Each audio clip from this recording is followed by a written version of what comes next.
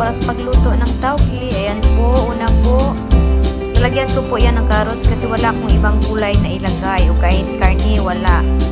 Ayan po, lagyan ko lang po yan ng ahos, spring onion, and bell pepper po. Ay hugasan po natin ang tauki bago natin ito siguraduhin na malinis po ito at patuyuin po ito bago lutuin. Ayan guys, patuyuin muna natin. So, magpainit muna tayo ng oil. Ayan, oil muna.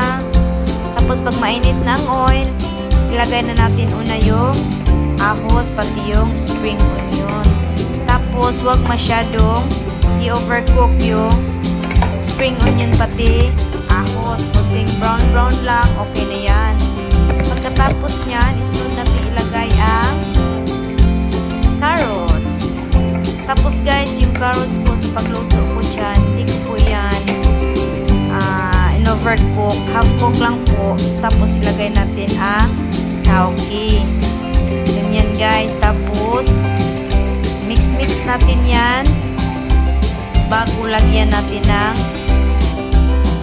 asin, soy sauce, tapos may oyster, pepper, tapos lagyan ko din yan ng pepper para may amoy-amoy din. Tapos mix natin kunti, tapos tayo ng ilang minuto. Tapos ayan guys, luto na siya.